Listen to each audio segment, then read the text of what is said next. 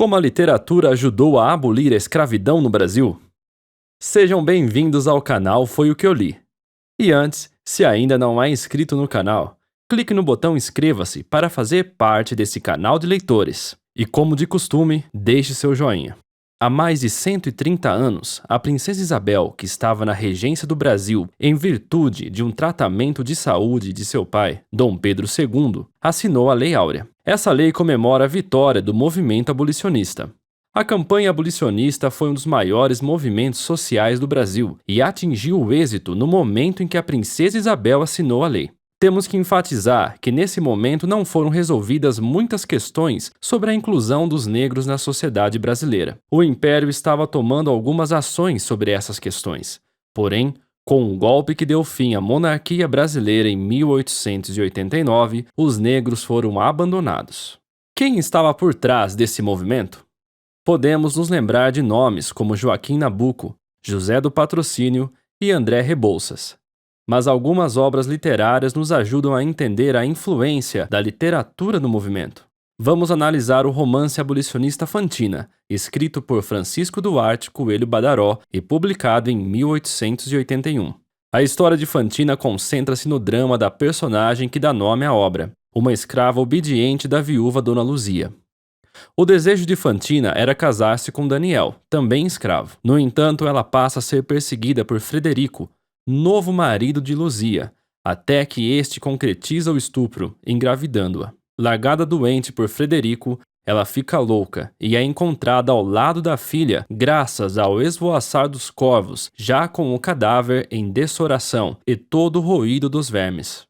A trama pode ser considerada simples para os dias atuais, mas na época da primeira publicação não era comum mostrar a realidade da violência contra escravos. Pode-se concluir que o motivo que levou o autor a retratar essa violência foi o esforço dos escritores da época em convencer seu público que era urgente o fim da escravidão.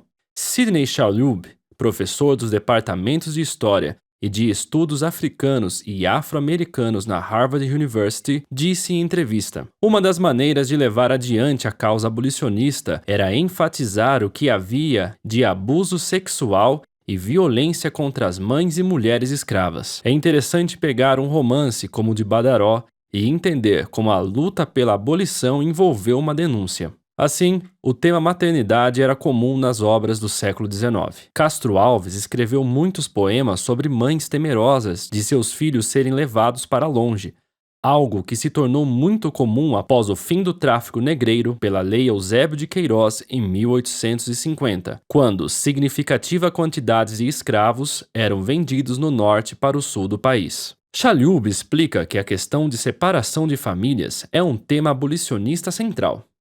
Nízia Floresta, autora abolicionista e uma das precursoras do feminismo no Brasil, escreveu romances, crônicas, poemas, ensaios e livros de viagem. Constância Lima Duarte, professora de literatura na Universidade Federal de Minas Gerais, explica: em toda sua obra, ela trata da questão da escravatura.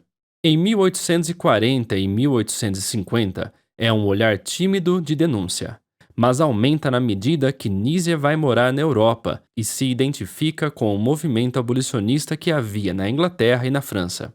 Pensamentos libertários terão impacto na maneira que o público feminino observa a escravidão. Constância Duarte explica: as mulheres brancas da elite tomaram consciência da sua condição de oprimidas, vendo a opressão dos escravos. Então, toda feminista era abolicionista ou toda abolicionista era feminista. Faz parte. Porque se você tem um pensamento libertário num aspecto, provavelmente vai enxergar a outra opressão.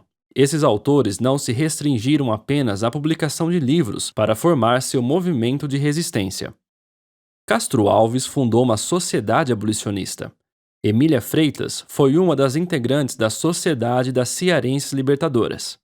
Inaugurada em 1883, a sociedade tinha 22 mulheres na direção e outras 66 apoiadoras que ajudavam na campanha pela abolição no Ceará. Além disso, colaborou em jornais como Libertador em 1881, que também transcreveu trechos de discursos dela. Citamos também a escritora Júlia Lopes de Almeida, que fazia uso dos periódicos, como o Jornal do Comércio, A Semana e Tribuna Liberal, para expor suas ideias abolicionistas.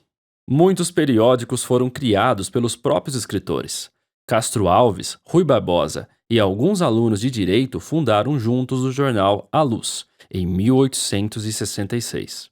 Existiram alguns jornais abolicionistas criados por mulheres em Recife, Manaus e Fortaleza. Mesmo suas fundadoras não serem conhecidas hoje, suas publicações podem ter tido um alcance muito maior do que imaginamos.